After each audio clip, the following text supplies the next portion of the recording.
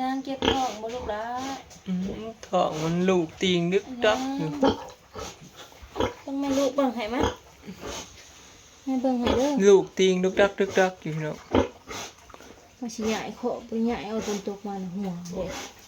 เป็นได้เด้อเป็นได้เด้อ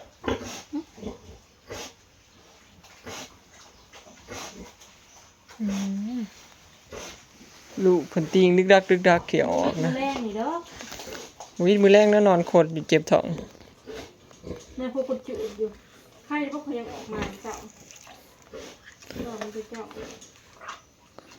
ไข้แล้วบ่ยังข่อยเบิ่งคุมื้อข่อยสัตว์เกลือสัตว์มื้อข่อยฮู้แล้วมันสิออกมื้อนี้วันที่10นี่สบายดีเด้อพี่น้องสบายดีเด้อพี่น้องหมูสลอย3ตัวแม่พันหมูอีแม่เนาะหมูสลอย2ตัวตัวนั้นก็ส้มบ่ติดซ้ํหมูสดอันเดือดร้อยเนาะ2สาย2สายนะส้มบ่ติดลูกใหญ่ไวๆนะนาทีอุ๊ยอ๋อลูกตีเฮ้ยอ๋อสิออกเลยเล่นลูกตีงดึกดักอีนางเจ็บท้องบ่ลูกล่ะโอ้ยสิออกแล้วได้จักโตเด้อันนี้เดือนที่4อันที่เดือนคองเลยนี่มาชมวันที่15อันนี้มื้อบ่เกินมื้อแรงเกินมื้อแรงเนาะสิออกแล้วเจ็บท้องนอนบ่ได้ส่งคอดมันเปิดได้อ่อนวันที่10นี่แล้วข่อยเขียนไว้กับวันที่10นี่มันสิคลอด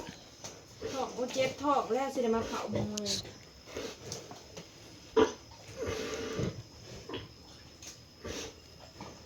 เด็กกังเว้นใครอยู่มันทนมานี่แหละโดนหนาวมาเนี่ยมาขัดมือไหนไม่หายใจลูกติ่งรุลัดอยู่พวกนึงเลยได้4โตพี่น้องม่วนที่ได้จักโตมูอีแม่เลยนี่ไก่ใส่มะขีใส่รอบที่3แล้วนี่ได้ลูกรอบที่3รอบแรกเนี่ยได้4โตรอบที่2คลิป4รอบนี้รอบที่3รุ่นว่าสิได้จักโตพี่น้องเรารุ่นพี่น้องลูกหมูขาแพงอันนี้จะรอสิบ่ได้ขายพี่น้องสิคุ้นเนาะ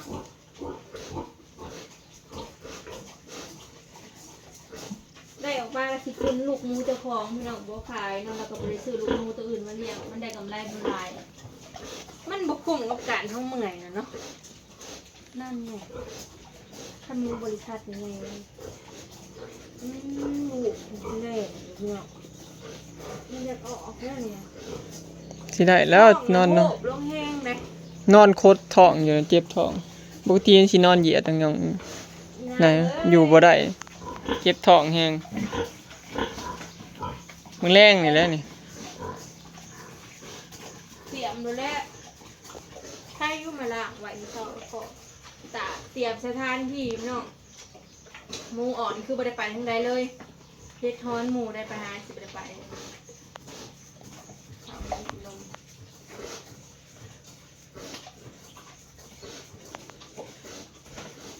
มือแรงกับเส้นเบาอ่อนเลยพี่น้องซ้ำมาได้ลูกน้อยแบบความสุขความยากพี่น้องเปิดสิได้เงินมาเลี้ยงมูลเป็นคงง่ายเลยซ้ำได้ลูกน้อยอันนี้มาเว้นกลางคืนนะป้อนทุกๆ2 ชั่วโมง3 ชั่วโมงไม่จะกินนมทุกๆ2 ชั่วโมงป้อนนมมันนะเขาต้องเฝ้า3 มื้อพี่น้องกลางเว้นกลางคืนเลยพันโบเผาอันนี้เนาะแต่มันเด็กลูกมันตายมันยังน้อยมันยังโบหันอย่าเมื่อยบ่ลูกเมื่อยมากลัวขี่กลัวเหนียวเผาอยู่ก็สิได้เงินเนาะ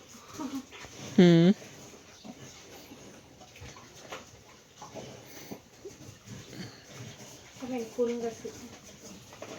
ใช้เวลาหาเดือนนะ4 เดือนรวมทั้งคุณรวมทั้งออกแต่นมแม่ก็หาเดือนรวมทั้งคือพาเกือบปีเนี่ย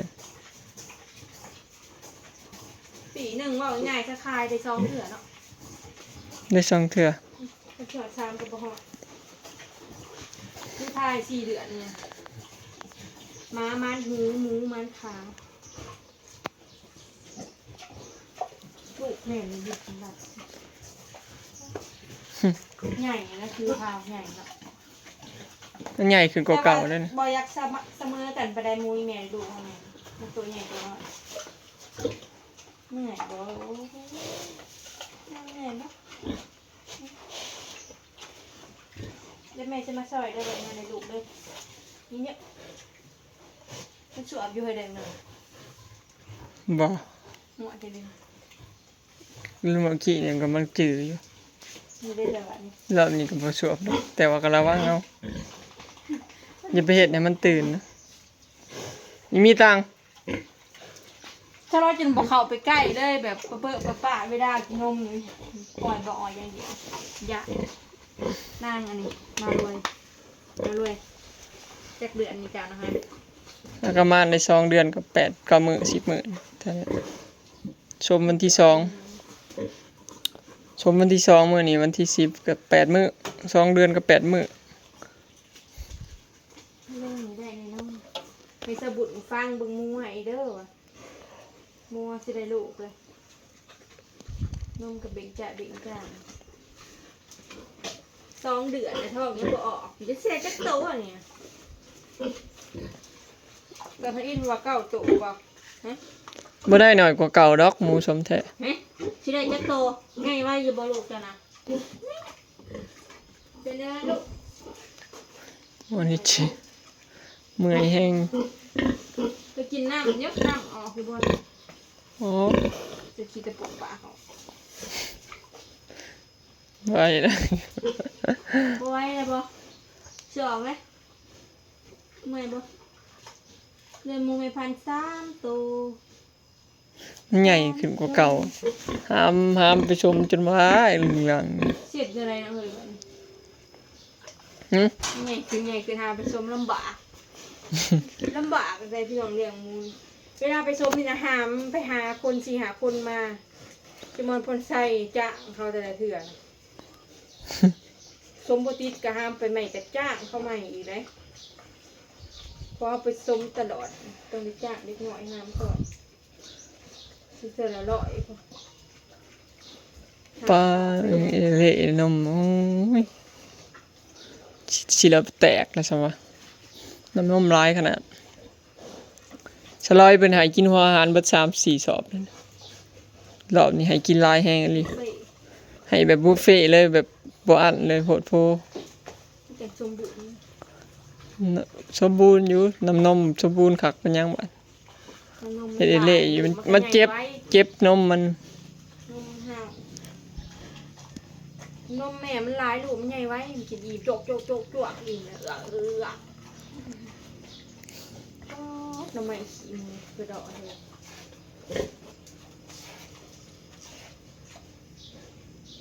อย่าพาออกก่อนเด้อแม่มาตะวัดจะแต่งออกลูกเด้อนี่เนาะถามแม่ก่อนเด้อได้ก่อนวันเกิดข่อยแล้ววันเกิดของที่14สิคลอดลูกอีกแล้วสิได้คุณมูส่วงดำหน้าแต่ยังดีมันได้ก่อนดำหน้าพี่น้อง คำไทยตอนดำหน้านี่ตายโลด เลยลูกจะเต้า ไทยหุดหน้ากันแล้วพอดีเนาะลูกเฮงๆเด้อเดี๋ยวพ่อสิมาจอบเด้อห้องดังๆเด้อ เป็นไง หมูตัวนี้ล่ะพี่น้องที่สวบผู้เจ้ายังไปสู้เพิ่นน่ะเพิ่นเฮ็ดบ่ได้ผู้เจ้าดึงหูมันเก็บบ่นางอันนี้นะมัน2 เดือนกับ8 มื้อพี่น้องใกล้สิคลอดคือกันละอีกเดือนปลาย2 เดือนเนาะตั้งน่ะนะบ่สมบ่ติดเนาะเดี๋ยวพาไปเบิ่งพี่น้อง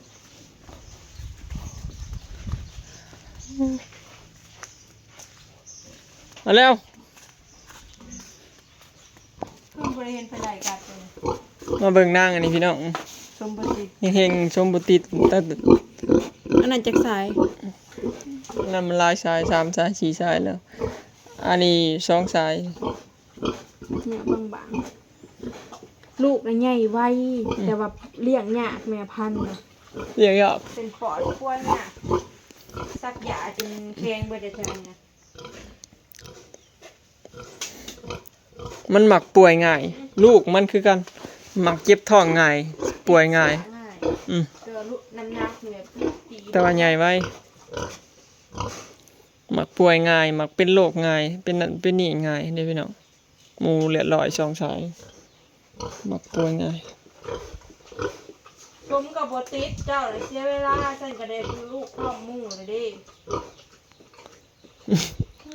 เจ้าของอันนี้พออันพัวเป็นสาวแซนแล้วอ่ะโอ้ยจังแม่นหมูฮีเขี้ยวแล้วอ่ะเที่ยวแต่มาสม บ่ได้ลูก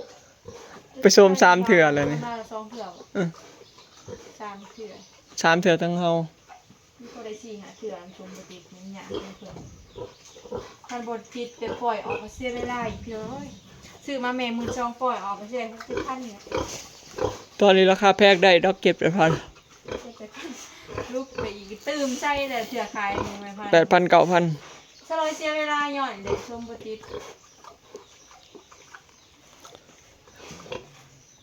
หมูกำลังไปได้ดีเพิ่นว่าเป็นปอด นางกุโซ เป็นปอดแล้วก็เป็นแบบนี้เลยนะพี่น้องจักสิปัวบ่ปัวเฮ้ยมันครบอันเจ้าน่ะ ได้ลมนอนอยู่แล้วดึงกระเป๋าเพิ่นขาดซะเนาะ บริง่ายขอกเนาะถ้าเอาไปขอกอันนี้มารวยนะมันลากง่ายเดี๋ยว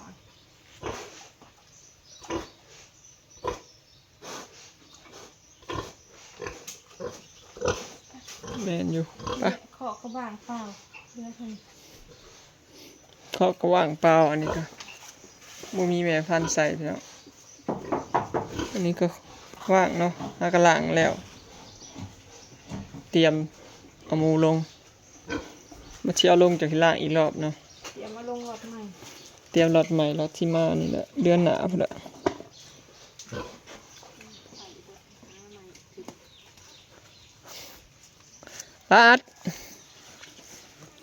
อัปเดตให้เบิ่งเลยเด้อพี่น้องเนาะหมูคุณบ่มีจักโตเนาะมีแต่หมูแม่ม่านเบิด ย่างไม่เมื่อกันเด้ออย่าออกก่อนเด้อก ำลังสิเคาะเนาะมื้อนี่แหละพี่น้องบ่วิดมื้อนี้ดอกเนาะ บวิดมือนี่มือ นี่แหละพี่น้องเดี๋ยวหมู3โตเนาะหมูคุณขายเบิดแล้วโอเคเนาะพี่น้องคลิปนี้ก็จบไว้ส่ำนี้เด้อเนาะพี่น้องรอติดตามเบิ่งเด้อเนาะบ่วิดมื้อแรงดอกบอยว่าสิได้ลูกเนาะหมูบอยไปแล้วสบายดีรอลุ้นมื้อแรงเด้อพี่น้อง